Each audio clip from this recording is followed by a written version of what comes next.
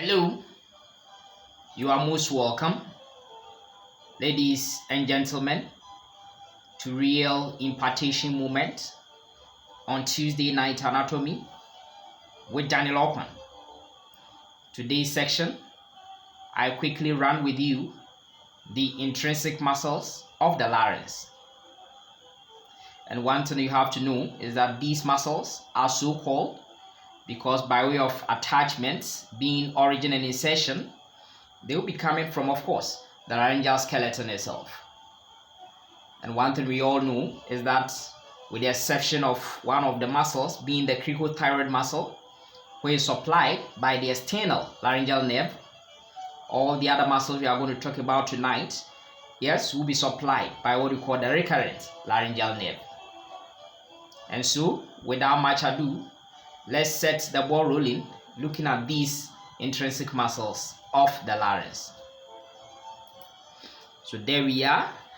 But one thing before I go through the muscles with you, by way of orientation, the laryngeal skeleton that I want to show you for now is that this muscle, this cartilage that you find over here, is the thyroid cartilage. This is the thyroid cartilage, okay, which has that kind of prominence, giving that kind of, Adam's apple. This is a thyroid cartilage.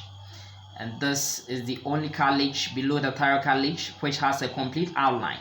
And this is what we call the cricoid cartilage, having of course a smaller anterior arch and a larger posterior lamina. And one thing we all know is that sitting on top of these, cricoid cartilage, this cricoid cartilage are these arytenoid cartilages, okay, arytenoid cartilages on either side. And one thing we know is that this arytenoid cartilage will have what we call muscular process, so that several muscles will attach over there. Okay, it will also have a vocal process, which I will show you, okay, as we move on. Now, one thing that we find is that the first muscle I want to talk about is what we call the posterior cricoarytenoid muscle. There, the name is posterior cricoarytenoid because, yes, it's taken by way of origin, it's taking origin from the posterior aspect, okay, of what we call the cricoid cartilage. Okay, from the lamina of the cricoid cartilage, okay, posterior aspect, okay, and coming all the way to insert on what we call the muscular process of the arytenoid cartilage. Okay, so one thing that I've told you is that I've explained this kind of biomechanics of these muscles to you, that whenever muscle contract, generally they will shorten, and of course by shorten, what will happen is that the point of origin will be pulling the point of insertion towards itself. So one thing we know is that, yes, there is a point of insertion, okay, being the posterior aspect of the cricoid cartilage, and that is why you can see where the arrow is pointing. It is pulling these arytenoid cartilages towards the posterior aspect of what we call the cricoid cartilage.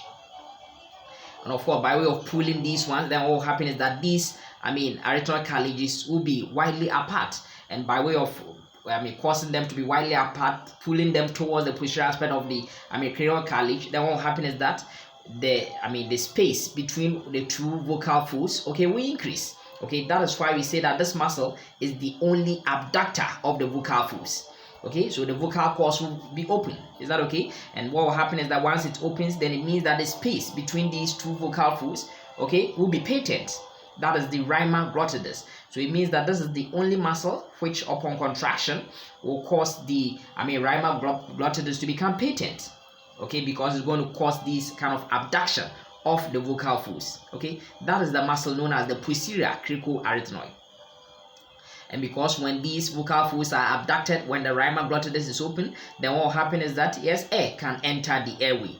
And that is why this muscle is also known as the safety muscle of the larynx. The safety muscle of the larynx. Okay, so that's the first muscle I want to put inside your brain. Now, as we move on, the next muscle we want to talk about, this time around having the same surname, Cricoarytenoid. It means that by way of insertion, it's inserting on what we call the muscular process of the arytenoid cartilage.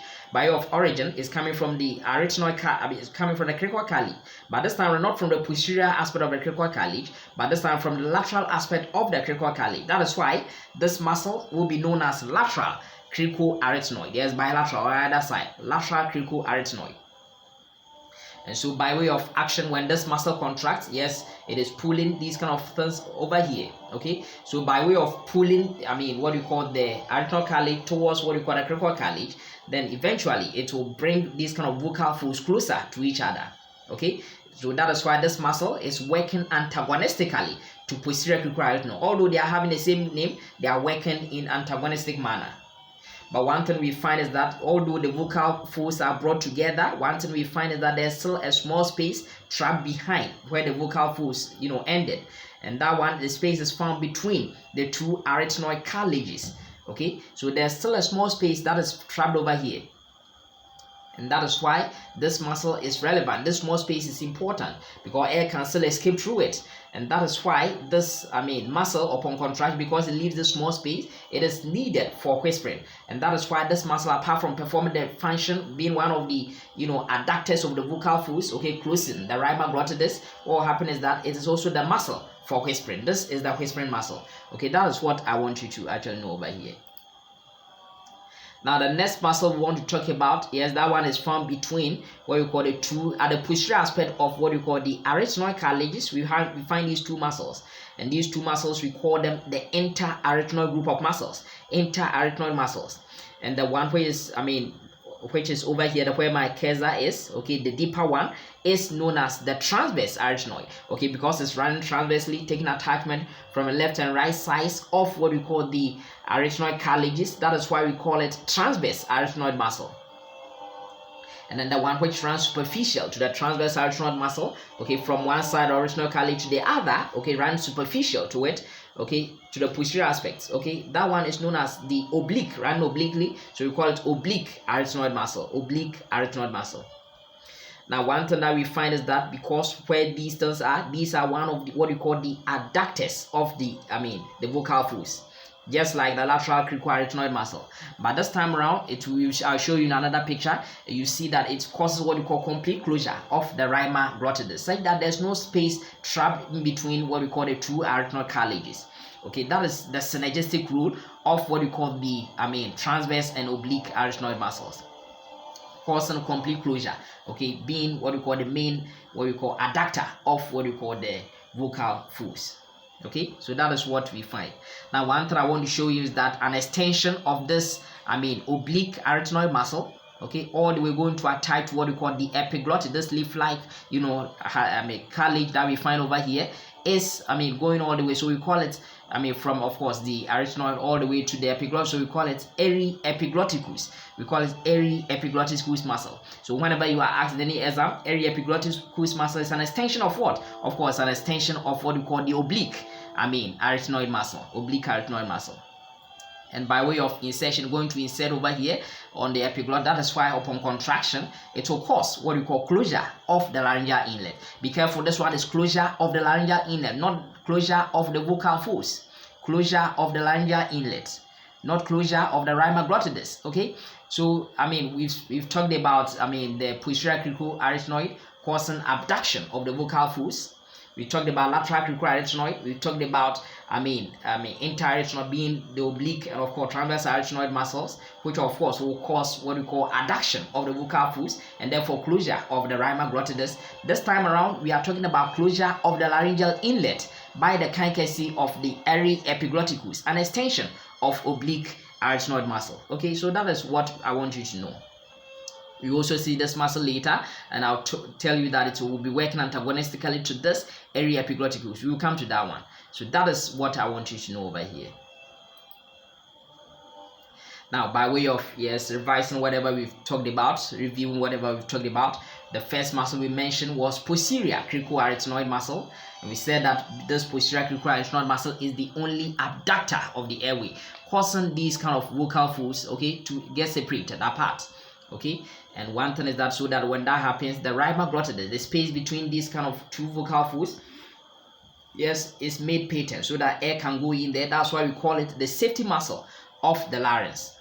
And the other muscle which will cause adduction, okay, bringing these vocal folds closer, okay, together, okay, so that there's no space between them. Okay, just that, my friends, what we find over here is that at the posterior aspect of this vocal folds, we find that there's a space trapped between these two arytenoid cartilages, so that still air can escape through it, so that we use this one for whispering into someone's ear.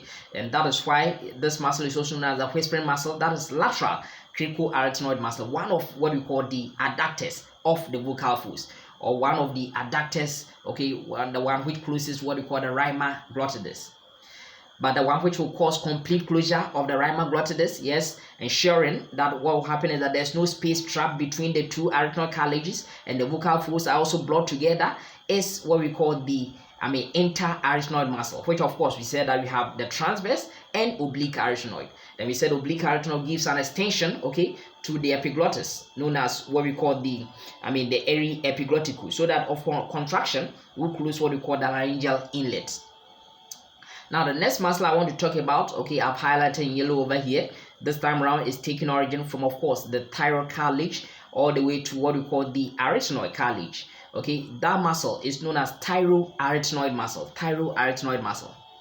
And one thing that we know about this Thyroid Epiglotticus muscle, yes, looking at where it's, yes, let's just go through this biomechanics. So upon contraction, there's a point of insertion. So this one should be pulled. The thyroid cartilage should be pulled towards what we call the arytenoid cartilage. So towards the thyroid cartilage.